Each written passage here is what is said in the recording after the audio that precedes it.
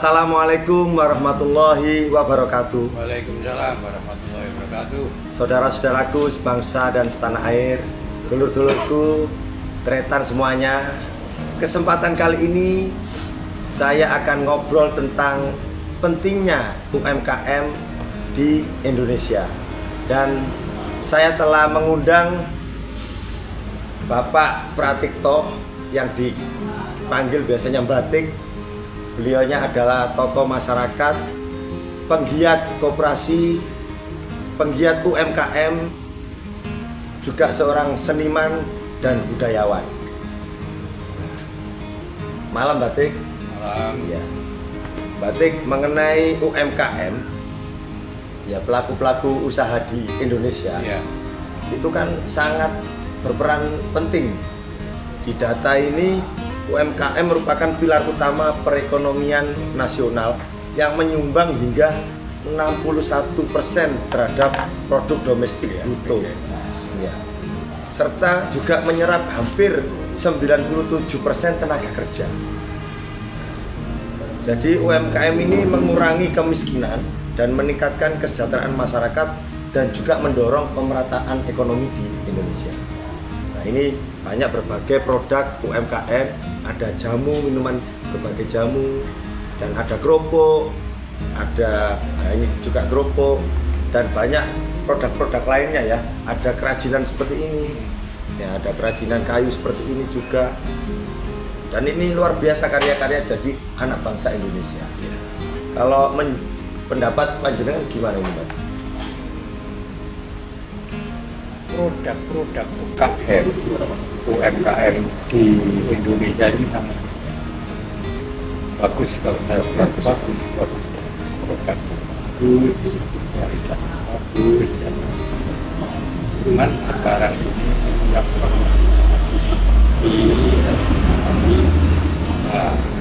kebutuhan pasar. Oh, jadi yang pertama diantisipasi adalah kebutuhan permintaan pasar. Misalnya permintaan pasar ini ada kayak atau permintaan pasar kalau berlebihan nantinya juga akan mungkin juga tidak laku, paling tidak harganya akan. Jadi patokannya di dalam hal ini adalah pemerintah yang punya sertifikat. Berarti perlu data statistik dari pemerintah dan membuat regulasi untuk mengatur UMKM ini. Oh. Sampai misalnya UMKM masuk kualitas ekspor kan juga begitu. Misalnya kebutuhan untuk wilayah Indonesia saja, wah ini sudah apa? Dan mungkin bisa sampai pada banding-bandingan soal harga. Tapi kalau memang ini, ini untuk produk ekspor, kebutuhan pasar di Singapura, kebutuhan pasar di misalnya di Tokyo, di Jepang sana, monggo saja. Hanya dalam hal ini peran pemerintah terutama badan statistik ini harus. Nah ini adalah di Kementerian Perdagangan yang lebih tahu itu di Kementerian Perdagangan. Saya sangat bagus. UMKM Indonesia ini secara skillnya, kalau skill mengolah produk itu kan sudah bagus, ya kan rasanya, kemudian. Tapi kalau dari kemasan, kemudian pemasaran ini sepertinya ada kendala. Ya. Ya mungkin kendalanya juga masalah ya, baru satu misalnya overproduksi di daerah itu ya. Mungkin juga daya beli masyarakat, ya daya beli masyarakat juga begitu. Ini juga menjadi faktor pengaruh. Tapi satu kelemahan yang sekarang ini belum disadari oleh pemerintah. Kenapa semacam demikian ini kok tidak didaftarkan dalam hak paten?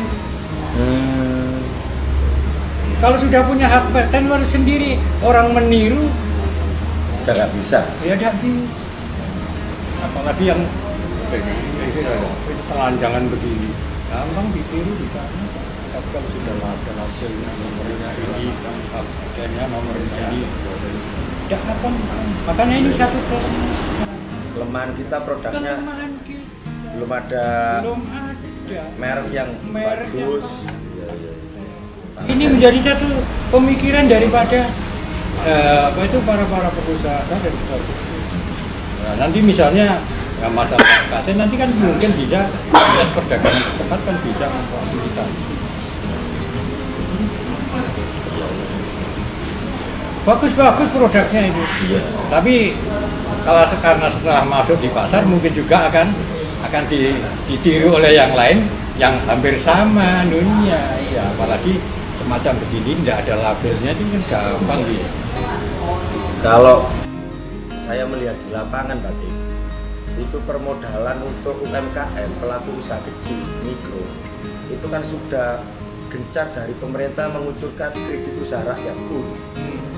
Dan itu bunganya sangat murah, ringan sekali, bisa membantu permodalan dari UMKM. Iya. Tapi ini kok masih belum bergerak, UMKM kita belum bisa maju gitu. Iya. Saya katakan tadi, terkendalanya karena pasar. Oh. Pasar. Kita memproduksi banyak, pasarnya tidak menyerap banyak. Otomatis kita juga akan terjadi satu kendala. Nah, untuk mengarahkan tahu pasarnya itu membutuhkan ini, itu siapa itu? Nah, itu lewat apa yang namanya ada promosi, pameran-pameran. Itu kan promosi semua. Oh, berarti peran pemerintah ya? Oh, iya, peran pemerintah maupun peran pengusaha itu kan juga harus ada. Wah, saya mengikuti pameran di sana, akhirnya banyak. Nah, misalnya di sini, wah saya mengikuti pameran di Jakarta, produk saya. Mengikuti pameran di Palembang, wah produk saya. Aktif dalam pameran. Enggak mudah dikenal.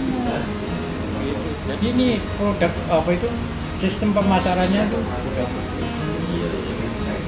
Ya memang yang dikeluhkan dari pelaku usaha itu dari pemasaran.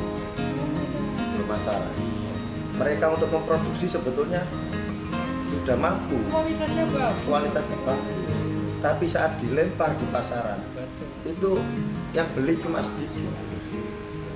Sehingga akhirnya terjadi patah semangat ya. Kok usaha ini laku ya? Karena kan itu misalnya produknya kemampuan dalam 1 tahun misalnya 2 juta botol begini ini, tapi memproduksi sampai 5 juta. Padahal kemampuan beli daripada masyarakat satu misalnya se-Indonesia atau mungkin se-level se-regional Jawa Timur, Jawa Tengah itu hanya 2 juta, ya 2 juta. Tapi diproduksi mau nggak mau kan overproduksi.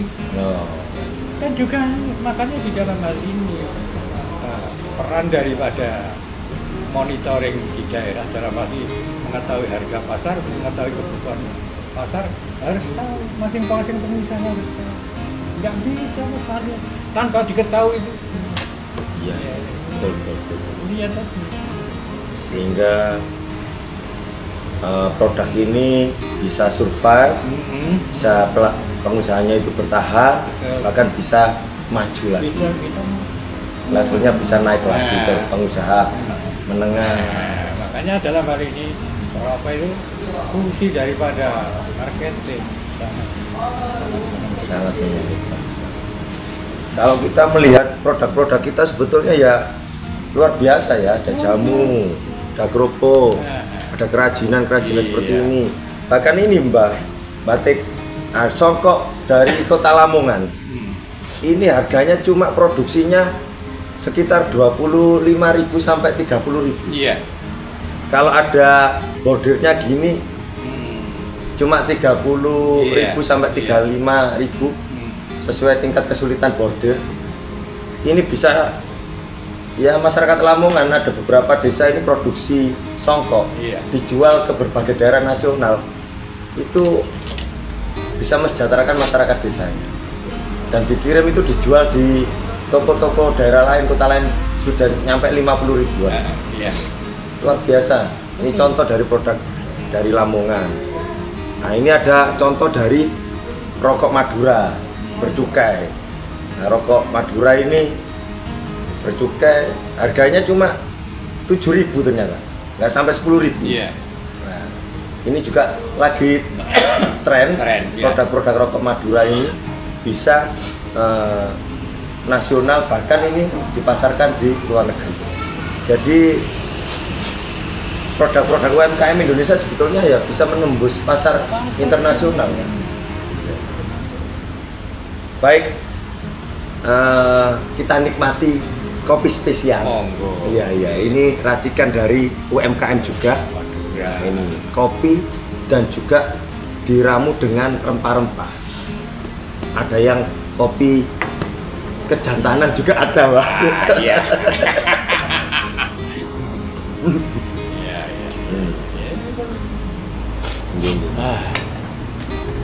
Luar biasa pengalaman dari Mbak Tik tentang UMKM. Jadi tentunya harus ada pertama yang dilihat adalah permintaan pasar dulu, supaya produksi produk kita ini nggak mandek. Jadi memang benar-benar sesuai kebutuhan pasar, bisa dijual gitu ya. Jadi yang pertama diperhatikan adalah kebutuhan permintaan pasar. Kalau kita membuat produk tapi nggak ada permintaan pasar, kan percuma ya, percuma. Bisa bangkrut. Bisa bangkrut. Jadi yang perlu diketahui, dimiliki sebagai pengusaha pemula, itu melihat permintaan pasar. Misalkan banyak yang minta pentol, nanti kita membuat pentol itu ya. Ada yang seblak, lagi tren gitu kan, akhirnya membuat makanan kuliner seblak. Dan yang saya kena asli Lamongan, Baji, batik. Di Lamongan itu kan luar biasa. Ada soto Lamongan, ada pecel lele, pecel lele dan sebagainya. Ada wingko, ada tahu campur, dan itu bahkan orang-orang Lamongan itu bisa ke berbagai daerah menjual soto Lamongan, bahkan ke dunia. Nah, kalau jenengan melihat kuliner di Indonesia, UMKM kuliner ini bagaimana pendapat jenengan? Sebenarnya kalau kita bisa menjajaki kebutuhan pasar, kebutuhan pasar kita itu bisa bergerak yang ya. Namun demikian untuk pengembangan daripada UMKM ini ya memang saya katakan tadi harus sudah kemampuan daripada hak paten dari Kementerian gimana harus ada itu juga ya semacam Kementerian Perdagangan Koperasi ya. Iya, sama-sama aja teman kita itu ya. Sebenarnya Wingko itu bagus Mas, tapi kenapa yang punya hak paten Semarang kan gitu? Nah, kita terlewat. Wingko itu hak patennya Semarang. Semarang itu. Loh, padahal kan yang terkenal kan Wingko Bapak. Wah, ini saya baru tahu ini. Iya Semarang. Oh. Kan Wingko itu produk yang awalnya dari Babat Lamongan. Iya. Tapi ternyata hak patennya di Semarang. Itu memang pentingnya hak paten.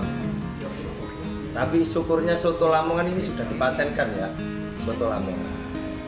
Tapi perlu diingat Mas ya, ada perkembangan dengan perkembangan manusia, dengan perkembangan teknologi berkembang. Pengusaha juga begitu. Mungkin tahun ini produknya begini.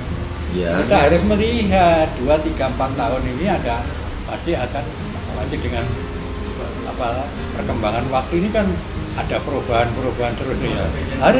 Harus jeli, pengusaha harus jeli. Produk saya nanti tahun ini harus berubah begini yang lebih kualitas lagi itu. Seperti air mineral itu kan. Betul. Awalnya air mineral modelnya begini. Kemudian dikemas yang model lain. Betul. Ukurannya pun beda, isinya pun dari yang besar jadi tanggung, ada yang jadi itu ya terus kreativitas ya. Yang terpenting harus menjaga daya saing itu nanti. Tadi di tahun berapakah produknya tidak akan tersaing? Gitu dari sudah punya kan, makanya pengusaha biasanya wira swasta itu kan wirausaha itu kan kecerdasannya kan cerdas. Wah, saya antisipasi tahun depan ini mungkin tahun yang lalu sekian, tahun ini produk saya yang naik lagi, bisa, wah saya tambah 10% lagi. Wah, ternyata kan jangan bisa dideteksi, Pak. Iya. Ya, tidak harus melihat ke pasar. Sampai ngedikit seneng apa gak? Bukan begitu. Permintaan satu misalnya tahun ini 2024 kemarin misalnya begini ini sampai 100.000 botol. Tapi ternyata 2025 sampai bulan ini Pak sudah 100.000 botol lebih yang sudah sana terserap oleh atau sudah terbeli satu misalnya. Misalnya, wah saya produk nanti dalam tahun ini saya tingkatkan, saya tambah 10% lagi atau mungkin kan ini kan satu sudah ada satu ada antisipasi. Iya, prediksi untuk tahun berikutnya. Jadi berjenjang sehingga permintaan kebutuhan pasar ini tercukupi. Tidak ada rasa kecewa lagi di pasar. Lo mencari barang ini kok kesulitan, akhirnya jadi kecewa, beralih ke produk yang lain. Biasanya kalau sudah dimasuki produk yang lain, kembali itu ya agak susah. Iya, menarik UMKM ini. Kalau kita bahas UMKM ini panjang sekali ya. Mungkin nanti session selanjutnya kita bahas mengenai hak paten, kemudian cara pemasaran, dan begitu ya. Menjaga kualitas produknya, membuat brandingnya juga. Banyak sekali usaha saya itu banyak orang usaha itu kreatif. Baik, pemirsa semuanya, saudara-saudaraku, guru-guruku, rekan semuanya, menarik sekali perbincangan mengenai UMKM dengan Batik. Ya, Batik ada hal-hal yang disampaikan di sesi penutup ini. Ya, saya berharap ya semuanya nanti ya bisa berkembang dengan bagus, manakala bisa berkualitas. Yang keduanya adalah Pelayan. Kalau ya, misalnya produk itu halal harus ada label halal. Sekarang kan sertifikasi halal ini kan dipermudah oleh pemerintah. Iya kan gitu. Tinggal juga dari pelaku UMKM ini harus aktif juga. Ya, mengikuti program-program pemerintah. Nah, biasanya kadang-kadang terlena barang begini sudah laku ya sudah, kadang-kadang terlena. Tidak tahu di sana lagi bisa sama-sama mengintip, orang-orang pengusaha kan mengintip terlenanya salingan kan persaingan kan saling mengintip, wah itu terlena. Kelemahan dari lawan.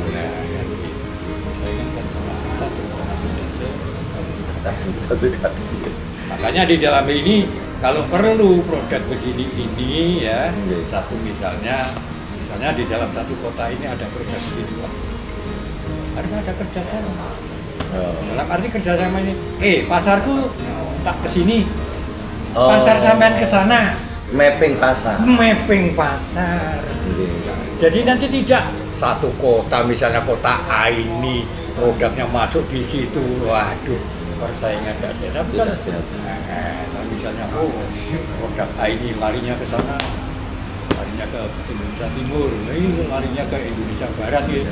Nah, mungkin larinya ke Kalimantan gitu kan ya. Gitu. Jadi tidak terjadi satu persaingan pasar yang tidak sehat. Ini di sana mungkin ada persaingan, kita kan tetap menjaga kualitas, menjaga harga. Kan gitu, kualitas, harga dan pelayanan pada konsumen.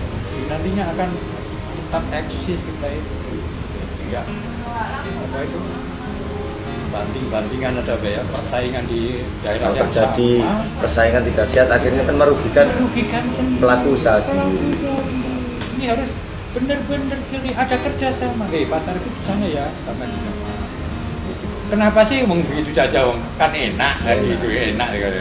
Misalnya pasar, misalnya di sini ya sudahlah, Surabaya atau timur sana, sudah sampean, Jawa Timur sebelah tengah sini, sebelah barat nanti, ya misalnya kan enak gitu. Akhirnya tidak terjadi mati, bahkan menjadikan PHK terhadap karyawannya. Itu pengusaha yang kelas menengah. Ya maaf saja mas, kadang-kadang pengusaha yang kecil bakul tempe ini loh Mas, kadang-kadang produknya sama, yaitu tetangganya sini bikin tempe, ini bikin tempe, ini bikin tempe, kemasannya sama, hancur-hancuran sendiri, harus sadar. Tapi misalnya ada kerjasama, sampai di Sokono ya, nah aku tak bisa sini, ya kan? Harga yuk dipatok sekian, konsumen ya tidak merasa keberatan, saya juga sedikit tidak dapat untung, sudah enak. Daripada nanti di situ dijual sekian, kalau kita tidak jual kan tidak laku, ya nantinya jualan. Akhirnya yang kaya hanya beberapa orang itu, dan yang lain akhirnya bangkrut. Betul. Dan terjadi PHK pekerja. Katanya mengenakan konsumen, iya. Konsumen, tapi produsennya hancur-hancuran kan ya. Baik, terima kasih banyak kehadirannya panjenengan Batik, memberikan banyak ilmu di kesempatan ini. Itu tadi obrolan tentang UMKM, semuanya untuk pemirsa, semoga memberikan manfaat. Salam semangat UMKM Indonesia meraih sukses berkah.